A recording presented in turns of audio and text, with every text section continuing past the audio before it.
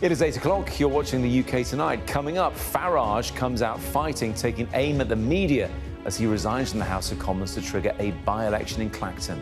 The embattled Reform UK leader who will stand in that by-election says his rivals are using sleaze investigations as a political tool, and also says he's done nothing wrong. This will be a people versus the establishment by-election.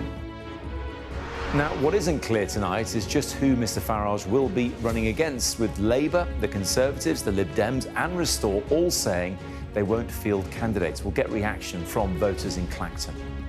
Also tonight, Prince Harry accuses the High Court of a complete and obvious whitewash. The Duke of Sussex has lost his hacking case against the Daily Mail's publishers. The judge said Harry and his fellow claimants failed to prove the allegations. We'll have all the details. Plus, a murder investigation in Bedford as a mother and two children are found dead. The suspect is believed to have fled the country. And broken and unfair, the student loan system is being slammed by MPs who say the government's actions amount to mis-selling. All that to come, and a lot more here on the UK Tonight.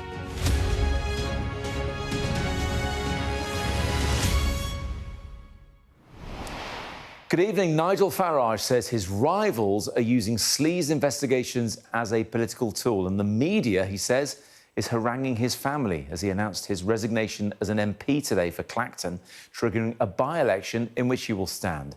The Reform UK leader's been under intense scrutiny over his finances and now says the people of Clacton will be the judge of his actions.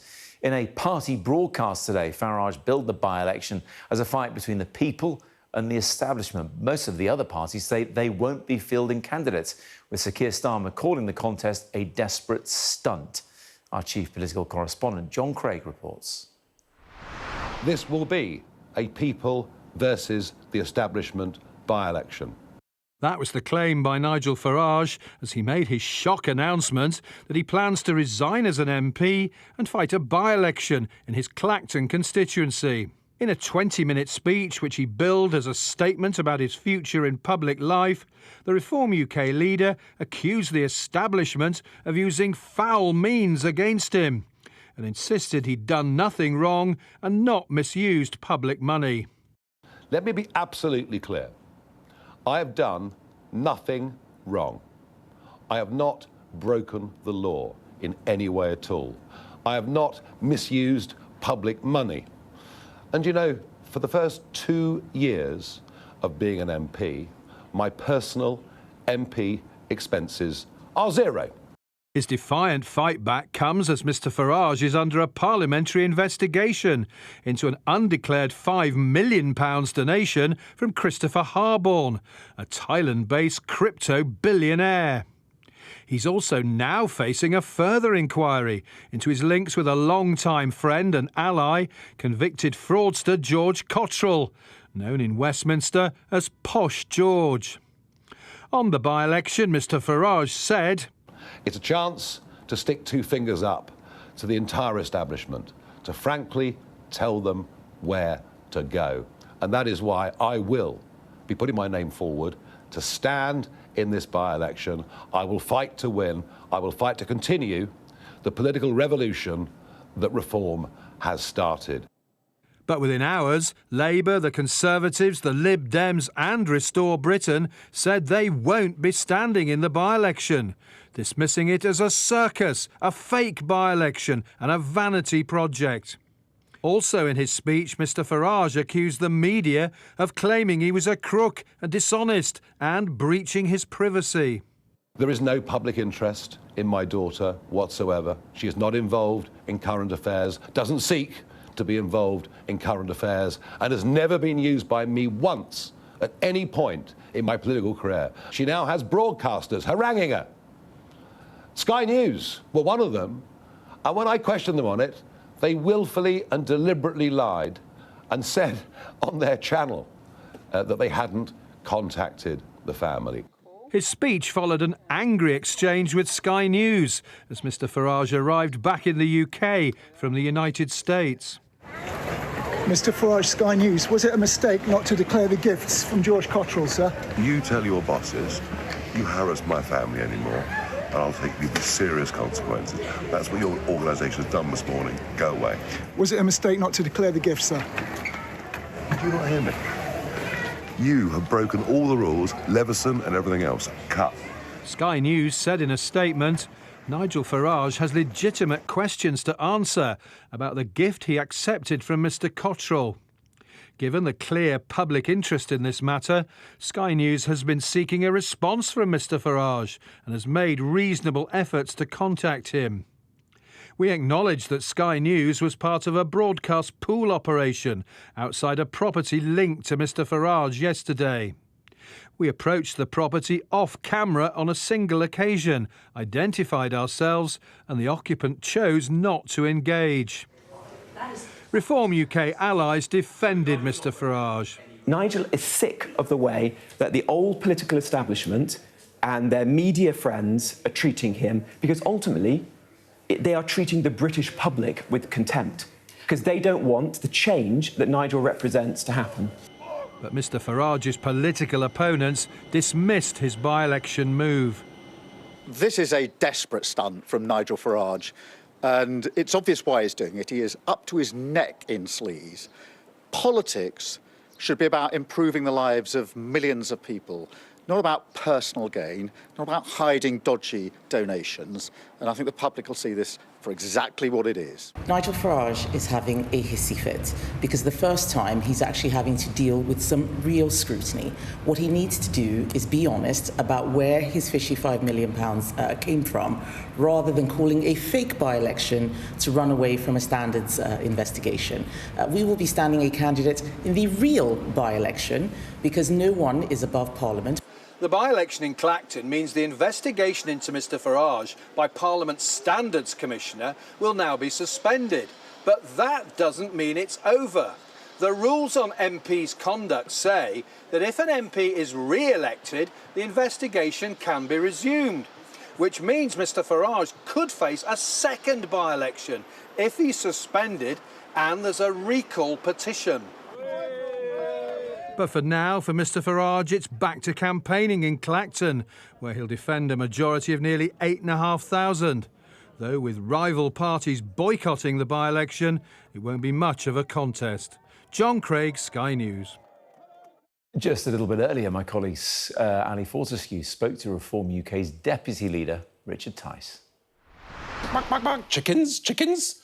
These other parties, they've been hounding us.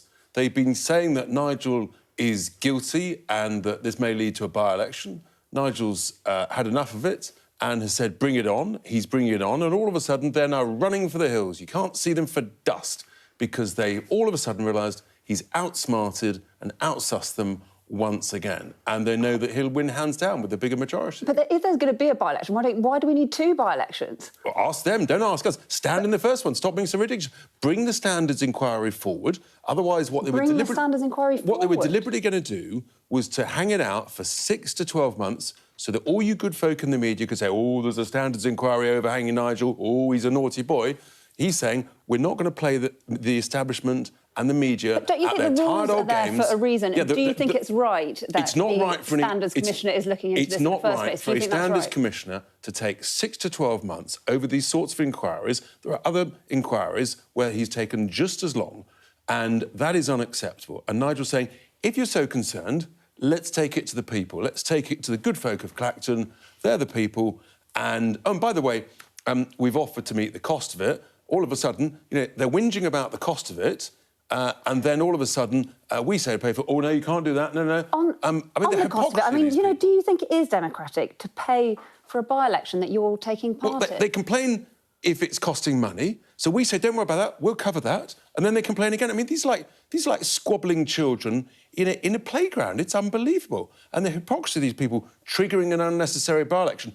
The name's Burnham, Andy Burnham, Makerfield. Does that ring a bell?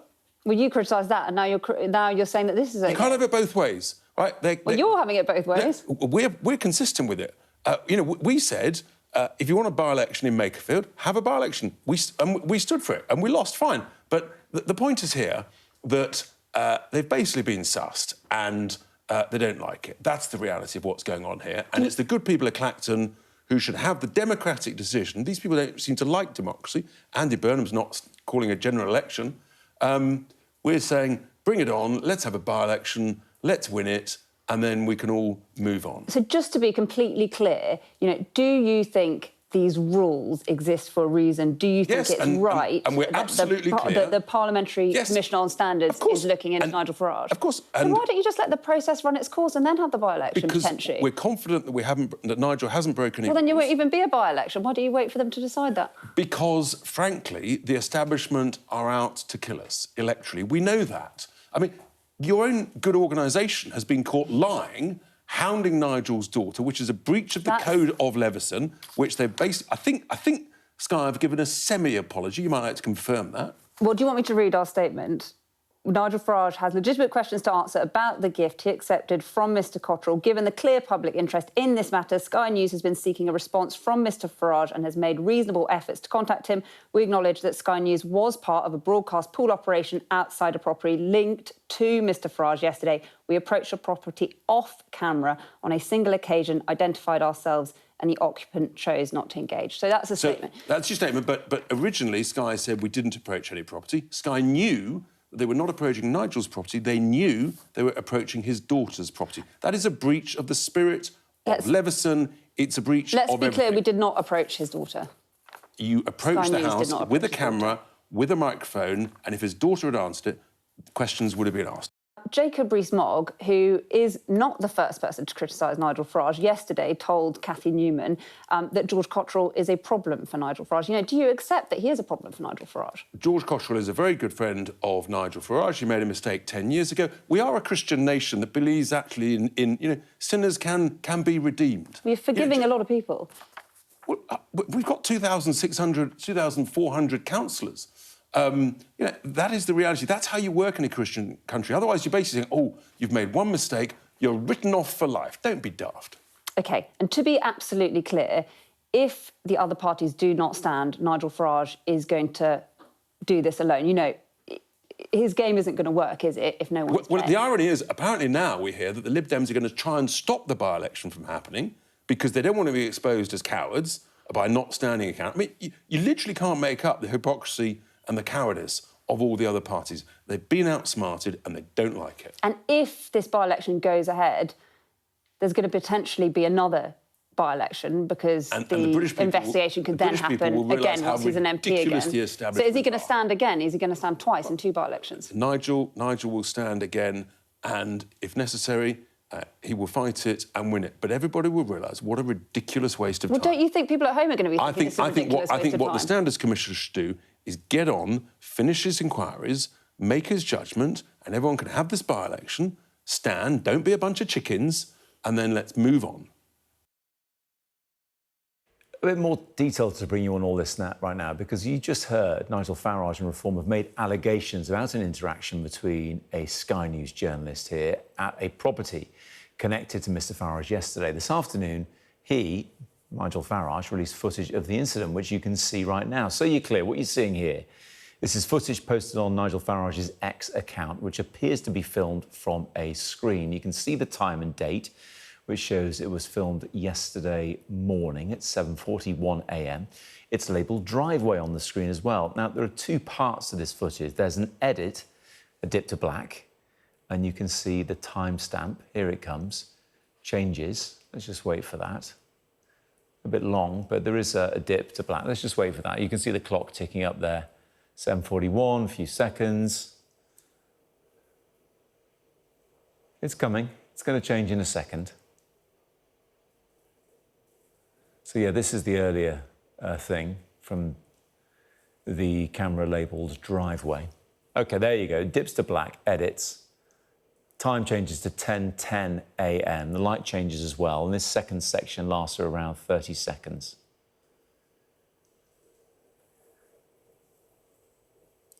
And there you go. That's it. So we've now had a clarification from our bosses here at Sky News, and here it is. Sky News was not at the property at 7:41 a.m. As has already been acknowledged and is shown in the footage, from 10:19 a.m, Sky News was outside a property where Mr Farage was registered to vote at the last election. Sky News did not interact with Mr Farage's daughter on a single occasion. We approached the property without a camera operator identified ourselves as Sky News, and the adult occupant chose not to engage. We were seeking to contact Mr. Farage to ask questions about the gift he accepted from Mr. Cottrell. This is a well-established and routine journalistic practice when reporting matters of legitimate public interest. The footage clearly demonstrates that Sky News did not hound or pursue Mr. Farage's daughter. At no stage did we seek to speak to anyone other than Mr. Farage in connection with this story. Well, what do the people of Clacton make of all this and Nigel Farage's decision to resign and then call a by-election in their constituency? Phoebe Southworth joins me now from Clacton. What are they saying, Phoebe? Well, that's right. We've heard a lot across the political spectrum of what they make of Nigel Farage triggering this by-election and standing down as an MP here in Clacton. But it's only really the voice of the constituents here that will count should that by-election take place. What we're hearing has been incredibly polarised. The people we've spoken to today have differed hugely in what they think. Some say it's a political stunt by Nigel Farage. Others say they're quite grateful that he has stood down of his own volition because they think he should spend more time here.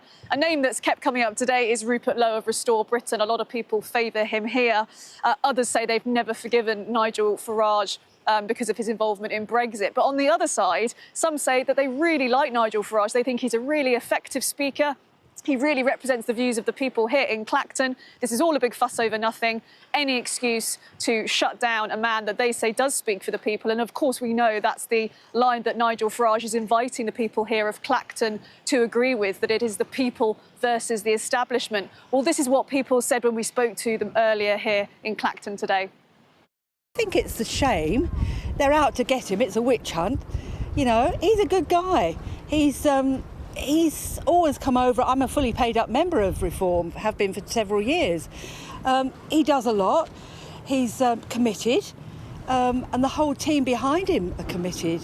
I think it's a political strategy. If he steps down and he does remain stepped down, he doesn't lose anything. But if his core supporters want him back, then he proves he has popular support, and I'm inclined to think that that's his strategy. Hopefully the people will vote for him again and he can actually prove, and then it will show the rest of them then that we actually want some change, and maybe they might start listening. Well, he wasn't really here much anyway, so perhaps we can get someone who is more supportive of the community itself now.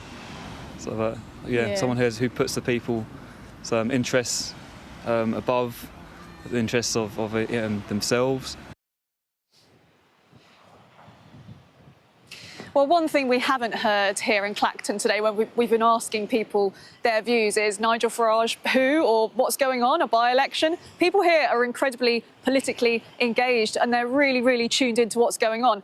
The constituents here have found themselves at the centre, unwittingly, of a political drama that is going to evolve in the weeks to come. And it'll be very interesting to see, potentially, how their views evolve as the political drama unfolds.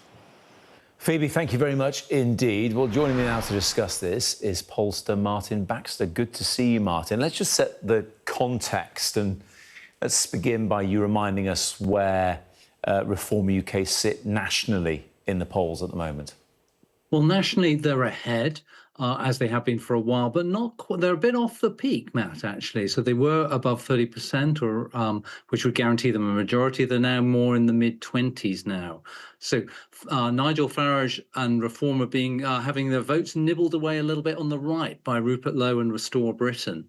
But on terms of Clacton itself, it is one of the safest seats in the country. And although predicting by-elections is a complete mugs game that I try and avoid, the odds are that if it were a general election, Nigel Farage would win Clacton very comfortably, won it comfortably. The last election and Reform are more popular now than they were then.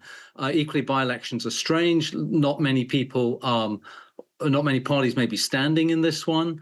And so Nigel Farage, I guess, is the bookies' favourite. I had a quick look at the Betfair site earlier, and they had him at 85% chance of winning. But then they, interestingly, also had 8% chance of victory for Count Binface, which you might think was overstating it a little bit, but that's what the punters are saying at the moment.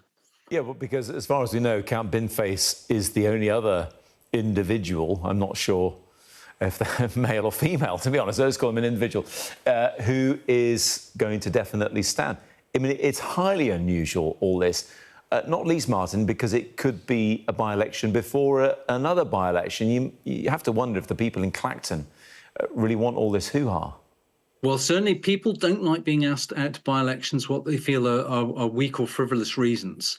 So it will depend exactly how it plays on the ground in Clacton, whether Nigel Farage can succeed in portraying himself as the victim of the establishment, or whether people think that he's one more sleazy politician. But we'll have to see how that goes. But I'd say the odds are in his favour at the moment, but you never know with by-elections. There's always a little bit of risk. Yeah, exactly, because last time at the general election, you talked already about the momentum that Reform had in the national polls there. Now, more than 2 years later, there's a record there for locals to vote on and decide on. Regardless of what Reform has done nationally, there is Nigel Farage's record as the local MP. Yes, and I think that local government, those issues will play out over time. Reform have been doing well in the polls through the local election victories. They've actually given them a boost. I think the danger for Reform at the moment is Restore Britain, which is fragmenting votes on the right, just as Andy Burnham looks like he might be beginning to unify votes a little bit on the left, take votes back from the Greens and the Lib Dems back to Labour, because the next general election will all be about which side on the left or right of British politics can concentrate its votes most effectively under one party. Yes, and Restore, born out of Reform, effectively, because Rupert Lowe was in Reform and then fell out with Nigel Farage. But they've said they're not going to put up a candidate in this by-election, but they may well do if there's another one, if, of course, that's triggered by the findings of an investigation. So the first time round, I mean, highly unusual, right? I think the last time I can imagine something like this similar happening was in Tatton when Martin Bell stood against Neil Hamilton. I think all the other parties decided not to put up... Well, there was also, sorry to interrupt, remember David Davis in 2008 had a by-election because he disagreed with privacy policy. And the other parties didn't stand. He won with 72%. Yeah. So it's perhaps a bit like that. Yeah, and thinking about those two examples, is there anything we can learn from those by-elections that might inform this one?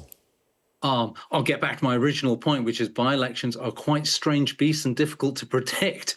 And you'll spot me not exactly predicting this one, but certainly the odds are in Nigel Farage's favour, but you never know with by-elections. Is there a risk that it's not seen as any sort of a meaningful test if the other parties, or as Reform would call it, Nigel Farage would call it, the establishment, decide not to participate? Well, clearly, yes, isn't there? If the voters of Clacton go out to see a ballot paper that has Nigel Farage and Count Binface on it, and that's it, they'll wonder why they're being asked a stupid question. And the danger sometimes is if people get asked a stupid question, they give what others might think is a stupid answer. Well, this is it, isn't it? If it's encouraging people to just protest with their vote, I mean, there could be an argument that the Reform have benefited from that previously, but it's feasible that kind of attitude could backfire on them now. It might. On the other hand, let's remember that Nigel Farage is a very popular politician in Britain with the people whom he is popular with. Some people find him, don't like him, but many people like him. And the electoral evidence is that many people in Clacton like him. So I think he starts off as the odds-on favourite. I guess the final question, Martin, is you'd be itching to get into Clacton and start doing some polling soon, won't you? That's what we're all going to be looking for next, ahead of any by-election. Well, I'm going to slightly say something else on that predicting by-elections and polling for by-elections is difficult. I think what will be more important, and may also be in Nigel Farage's mind, is what impact this has on the national picture. That if it paints him nationally as a victim of the establishment and says he's the standard bearer of the right of centre parties, maybe he can take a few more votes from the Conservatives and Restore, and that would be very good for him at the national national picture. So he may have half an eye on that as well. Martin, fascinating to chat to you and get your insight. Thank you very much indeed. Thank you. Still to come here on the UK Tonight, a murder investigation in Bedford as a mother and 2 children are found dead. We'll have more details of that. Also this evening, Prince Harry accuses the High Court of a complete and obvious whitewash as he loses his privacy case against the publishers of the Daily Mail. And why the government's been accused of mis-selling student loans. That's coming up.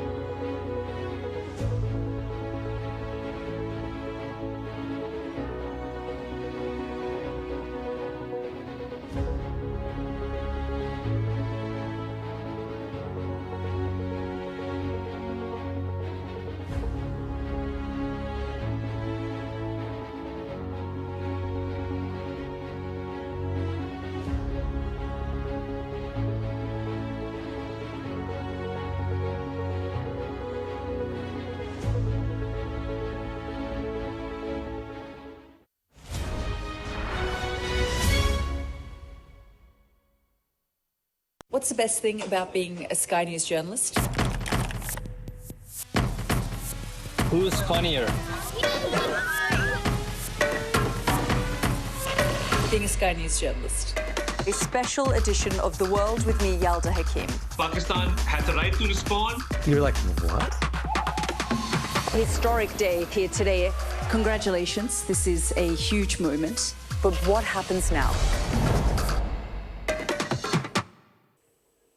Now, a murder investigation has been launched after a mother and her 2 children were found dead at a property in Bedfordshire. We're going to get the details with Sky's Emma Birchley, who joins me now. Hi, Emma. What's happened here? I mean, huge shock for the community at the unfolding events. This mother and 2 children hadn't been seen for several days.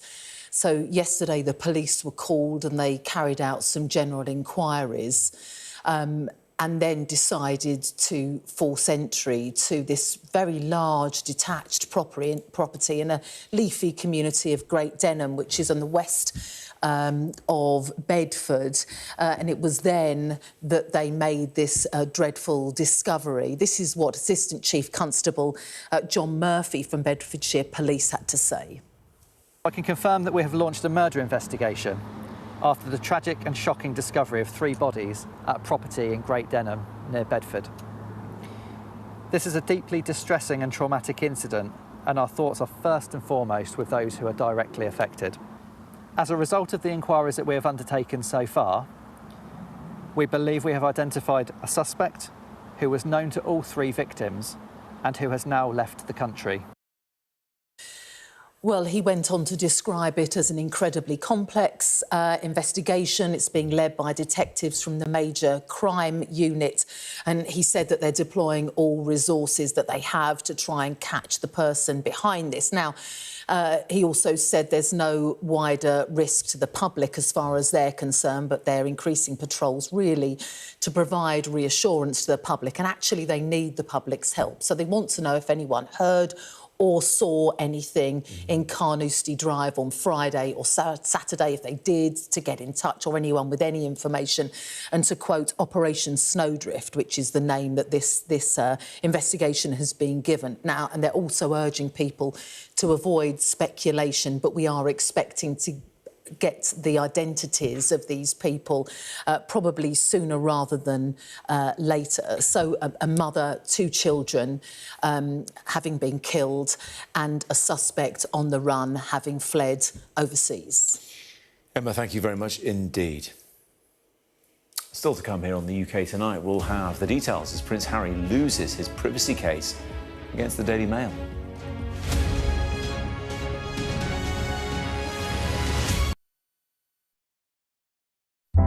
Big stories don't always come from big cities. I'm Lisa Dowd and I'm Sky's Midlands correspondent. You are not getting in this elevator, okay? The judge made it very clear that she could see no justifiable reason why Sakulas wasn't here facing British justice. I promised I would get him justice. Free, wherever you get your news. This is what they're up against. The wind is the really big problem. It is back-breaking work and the smoke is thick. It's been working well. Water levels are dropping, but no one knows what impact further rain will have. What would you do if this place wasn't open? This is the exact spot in Nottingham where their 19-year-old son, Barnaby Webber, lost his life. I just think it's so cruel and so harsh. It's really scary. We're terrified. In this community, I'm told that everybody knows someone affected by COVID. Hopefully this will be the last wave. Sky News gets the full story first. Change seems tantalisingly close in this corner of the UK. Wales was the first to introduce the plastic bag charge. It's legal to let go. Set the speed and take the hands off. It's almost driverless, but not quite. Hans is a highly trained police dog. The force is incredible. It's really frightening, actually. This is my patch, my specialism. It's also my home. People that pod together, they have a little hive brain going on. They've not had a good week. I've had a good week. There's a teaser there, a teaser. Oof. OK, nothing to see here, drama over. Full stop. Anyway, we'll get to that. She will be mortified. She's the first female chancellor. I popped upstairs, made myself a cheese sandwich, and now I'm with you. Analyse has come dressed in the magenta of electoral dysfunction. Available wherever you get your podcasts. Now, Prince Harry has lost his privacy case against the publisher of the Daily Mail. The Duke of Sussex, along with 6 other high-profile claimants, had sued Associated Newspapers Limited over claims of unlawful information gathering. In his ruling, the High Court judge, Mr Justice Nicklin, said the allegations were serious and required more convincing evidence, which the claimants, he said, had failed to prove. Now, this decision comes with Harry back here in the UK for a visit as the Invictus Games get underway in Birmingham. Laura Bundock has more. He'd arrived in London with a smile and a wave, but was facing a blank rejection and a complete defeat in his fight against the publishers of the Daily Mail. The last of Harry's privacy lawsuits against the British tabloid press is now over, and it's likely the end of the road for this claim. The judgment was massive and meticulous, 436 pages determining in detail how he'd lost. No evidence of unlawful information gathering, be it through phone hacking, blagging or bugging devices. You think they did anything unlawful? Should you be here? This is an outright victory for Associated Newspapers, and the publisher's editor-in-chief pulled no punches. Today, in what was a momentous victory for the Mail, the High Court dismissed every single one of the 97 claims. That is an overwhelming vindication of our journalism. Poor Harry. I feel sorry for the way a confused and angry young man has been drawn into this case. The bitter irony is that his mother, Diana, liked the Mail. We were her paper. We took her side in her acrimonious breakup with Charles. The case is a costly and unexpected disaster for Team Sussex.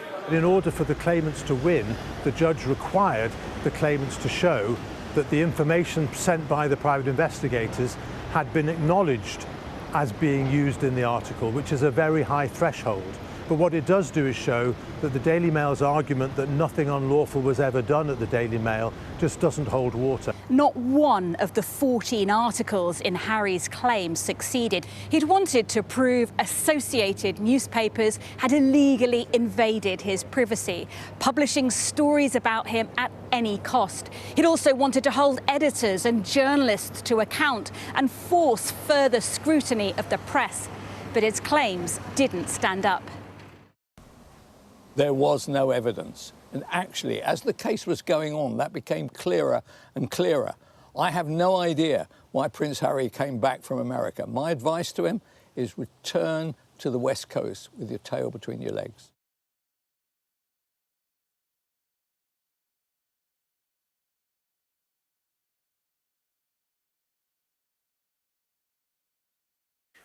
Well, there you go. You just got a flavour of the story there, and that statement at the end from Harry, basically saying the whole thing he thought had been a complete and utter whitewash. Our arts and entertainment correspondent Katie Spencer joins me now. And Katie, I guess in his case, you win some, you lose some.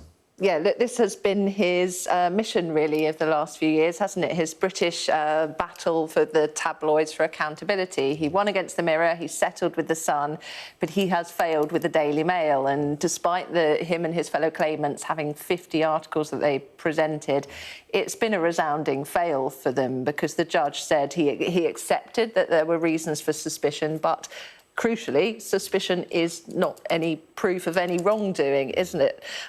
Look, Paul Dacre crowing, putting out this video statement, I don't think it makes it easy for Harry to walk away from this, saving any face.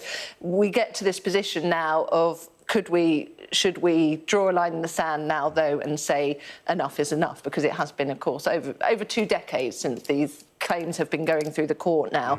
I think rather tellingly, the fact that 2 of the claimants had their articles that they presented entirely dismissed from this because of the bringing it too late, I think that sends a real signal that perhaps now is approaching the end of the time to bring these things to the court.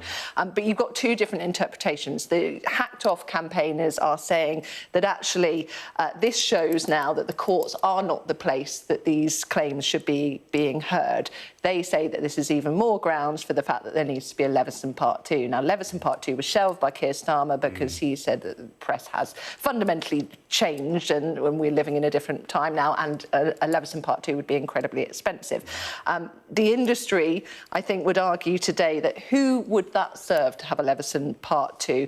The industry, the newspaper business, is financially struggling. We know that readership is down right now, and we have seen that change. There is now stricter compliance in place so that you couldn't see hacking or blagging allegedly go on again now. At some point, there needs to be a line drawn.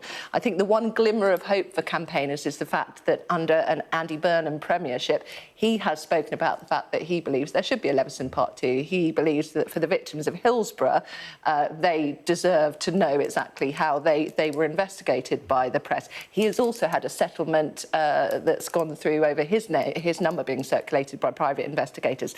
That is perhaps a glimmer of hope for campaigners, but it does really feel that losing this case for Prince Harry, it doesn't really feel like the appetite is there for this to carry on much longer. Katie, thank you very much indeed. I'm going to read you that statement you got a glimpse of just a moment ago. Prince Harry issued this following the ruling, along with his fellow complainant, Baroness Doreen Lawrence. And they said, "We came to court seeking justice and accountability, but we've received neither. It is a complete and obvious whitewash," they say, but sadly not altogether unexpected. However, the lengths to which the court has gone to exonerate the Mail is as shocking as it is totally unwarranted. It feels here like one rule for the newspapers and another for the claimants. We presented to the court evidence which we believe was compelling at the time and remains so now. Joining me to discuss this is media law expert Mark Stevens. Mark, it is good to see you. Just hearing that statement there, have they got a point, or is it just, well, bad losers? I think if you lose a case like this, it's always pretty rum to be blaming the judge or the referee.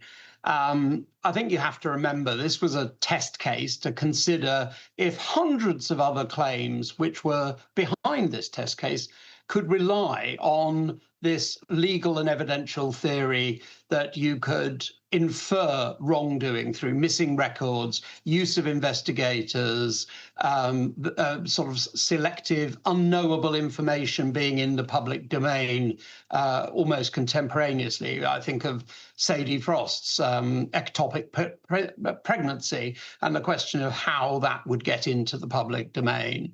So those are the things which the Daily Mail journalist came and said, "You may not like how we perform, you may not like the methods we get information from, but we got it legitimately. We got it through old-fashioned journalism, and the mosaic of inferences that you're putting forward is entirely wrong." And the judge sided with them. He preferred legitimate evidence which had been come and said, "I've got this legitimately from journalists," rather than inference that there had been wrongdoing. Yeah, so that mosaic, that jigsaw effect obviously didn't pay off for the claimants. What about this point that perhaps they just left it a bit too late? Well, they certainly did. I mean, these were activities that were supposed to have been brought in 2011. Quite often the court will say you may well have a legal claim, but you're just too late to get any compensation or any remedy. And there's a sort of public reason for that, which is that memories fade, and 6 years is a pretty long time. And the judge has said in these cases that they would be time barred. Now, that impacts all of the other cases. And it's perhaps worth, for a moment, Matt, reflecting on why it was that the case against Associated Newspapers was a less strong case than those perhaps brought before against the News of the World or the Mirror. Yeah. And we have to remember that in both of those cases, there were criminal investigations by the police. In some cases, there were convictions, there were trials. And of course, all the evidence that came out of that was available to the lawyers for the claimants. There was none of that in the Mail case. It was purely by inference. And as a consequence of that, I think this test has failed. And so all of the outstanding hundreds of claims that were waiting for this outcome will now hit the buffers too. And the judges, I note, has set aside 2 days, the 29th and 30th of July, to deal with the administration of those particular cases and also the costs. And the costs are going to be around 40 or 50 million for this case alone. Which is astronomical. I mean, OK, maybe some of the claimants have won some money before, but this may well overshadow their previous successes. Look, Mark, most people won't have any idea about what it is to bring a claim like this, and hopefully they never will need to find out. Is that it now? It stops here? Is there any sort of appeal? Can it go further? What could happen next? I think this is the end of the road. I think Associated are going to get costs awarded in their favour. So the claimants are going to, between them, have to stump up 30 or so million, I think. They are insured for part of that. So, you know, an insurance company will be paying the lion's share of it, if not all of it. But I think, you know, these cases kind of stop here. And Sir Matthew Nicklin, the judge, said, look, I'm not saying that, you know, Fleet Street was Snow White or it was without its problems. It clearly was. But my job is not to conduct a public inquiry into wrongdoing in the media or to look at standards back a decade ago of how the media operated. My job is to look at these 55 articles and see whether, as a sample, they passed the legal and evidential sniff test. And in his judgment, they really didn't. But Mark, not his job maybe, but others want it to be someone else's job. What do you think about Leveson 2, as we heard Katie describe there, another public inquiry, or at least the second half that never happened? I think Keir Starmer's absolutely right. I think we've had accountability through the criminal courts. We've had Leveson Part 1. I think everybody knows that there was some measure of wrongdoing in Fleet Street. I think everybody also accepts that that has stopped and has been stopped for about a decade or more. So the purpose of a further expensive inquiry doesn't actually serve a public interest anymore. And I'd be very surprised if it's a fight that Andy Burnham really wants to pick with the press. I know that he was a claimant at one point, but I really think this has got to stop cluttering up our courts. We've got better things to be doing, more contemporaneous issues for the judge's attention, and this sucked up a lot of lawyers' time, as we know, from £40 million. They will be crying into their beer tonight, but they've had their tickle. It's amazing with all that water under the bridge. We've had Leveson mentioned in 2 different stories today, of all days. Mark Stevens, I really appreciate you joining us this evening. Thank you. Thank you, Matt. Still to come here on the UK tonight, the student loan system is slammed by MPs. They say the government's actions amount to mis-selling.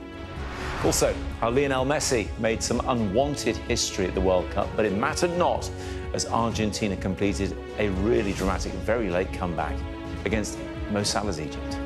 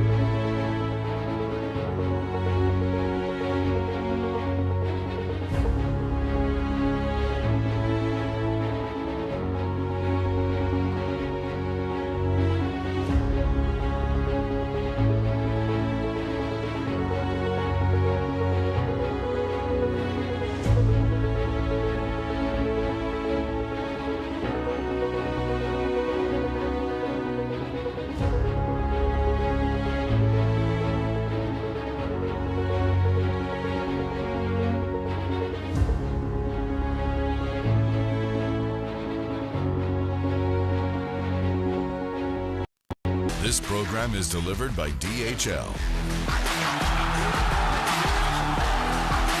the official logistics partner of VSL.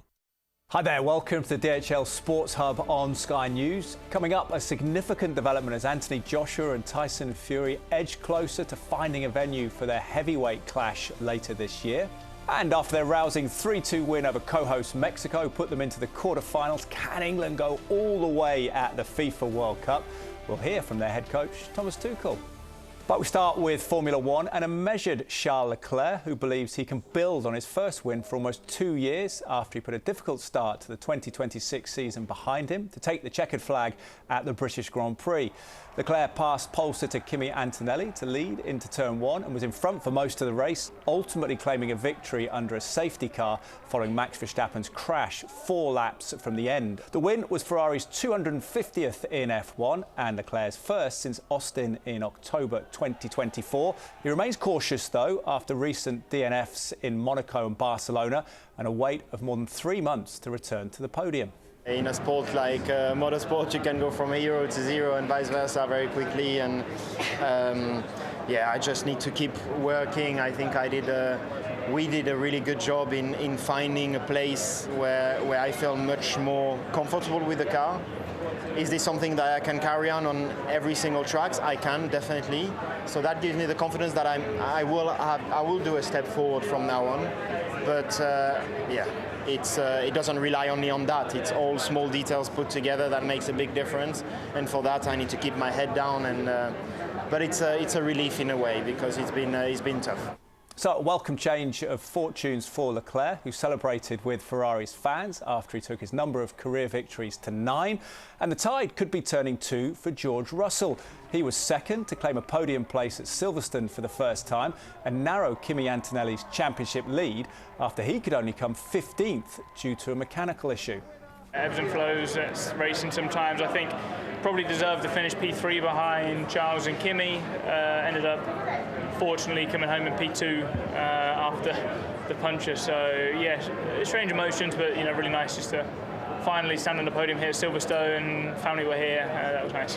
Yeah, because it's been a long time coming. Yeah, it has been. It has been.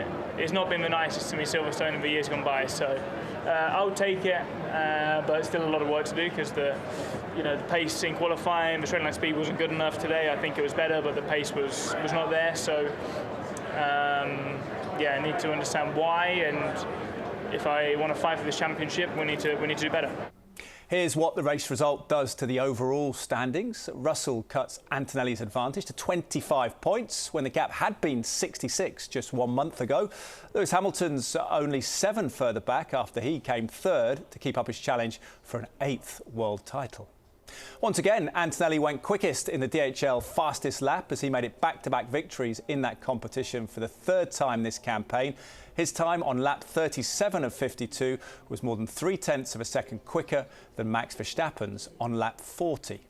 Mercedes were also impressive in the DHL fastest pit stop, with Russell's visit of 2.18 seconds, allowing them to extend their overall lead over Ferrari to 50 points, with Racing Bull's 18 points further adrift in 3rd. Leclerc, meanwhile, was a popular driver of the day, presented by Salesforce. He even outscored home favourite Hamilton in the public vote, taking 26.8% against his teammates' 19%. Well, it was a more difficult day for Verstappen, who finished up in the gravel after his rear wing failed to close fully and caused him to spin at Stowe. After a similar incident during qualifying in Austria last week, he's unhappy at being involved in another such crash. The rear wing just doesn't fully close. So, I mean, I saw the analysis. It looks like it closes, but it doesn't.